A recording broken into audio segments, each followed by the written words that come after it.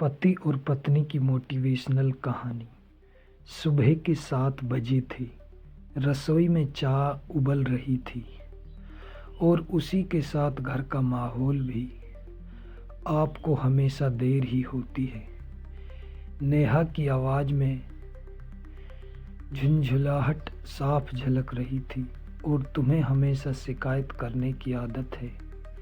रोहित ने अखबार रखते हुए जवाब दिया, यह कोई पहली बार नहीं था।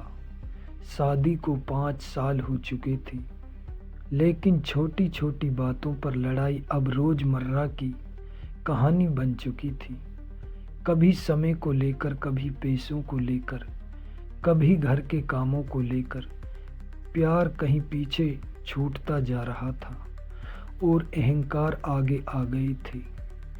रोहित एक प्राइवेट कंपनी में काम करता था। मेहनती था, लेकिन काम का दबाव बहुत था। नेहा एक स्कूल में टीचर थी, संवेदनशील, समझदार, लेकिन उसे लगता था कि रोहित उसकी बातों को अब उतनी अहमियत नहीं देता। उस दिन झगड़ा कुछ ज़्यादा ही बढ़ गया। आपको मेरी कोई कदर ही नहीं है। नेहा की आंखें भर गई। हर बात को दिल पर लेने की जरूरत नहीं होती। रोहित झल्लाया और ऑफिस के लिए निकल गया। दरवाजा जोर से बंद हुआ। घर में सन्नाटा छा गया। नेहा कुर्सी पर बैठ गई। आंसू अपने आप बहने लगे। उसे याद आया जब शादी के शुरुआती दिनों में रोहित कितना ध्यान रखता था। छोटी छोटी खुशियों पर मुस्कुराना, देर रात तक बातें करना, हर परेशानी में साथ खड़े रहना। क्या सच में रिश्ते ऐसे ही खत्म हो जाते हैं? उसने खुद से सवाल किया। उधर ऑफिस में रोहित का मन भी काम में नहीं लग रहा था। मीटिंग में बॉस बोल रहा था और उसके दिमाग में बस नेहा का चेहरा घूम रहा था।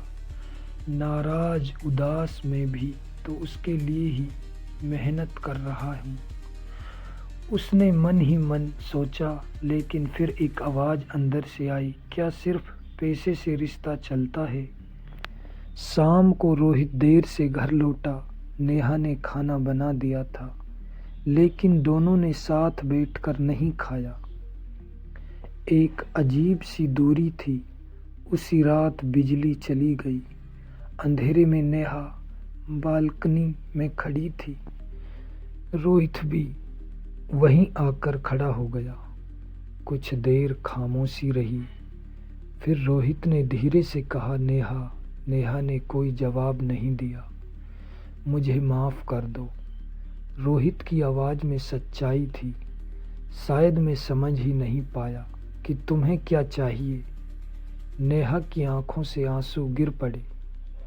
मुझे बस आपका समय चाहिए था, आपकी बातें, आपका साथ। उस रात दोनों ने बहुत देर तक बातें की, बिना चिल्लाए, बिना आरोप लगाए। पहली बार उन्होंने एक दूसरे को सच में सुना। रोहित ने बताया कि ऑफिस का प्रेशर उसे अंदर से तोड़ रहा था। नेहा ने बताया कि अकेलापन उसे कैसे खा रहा था। उन्हें एहसास हुआ कि समस्या प्यार की कमी नहीं थी, बल्कि संवाद की कमी थी।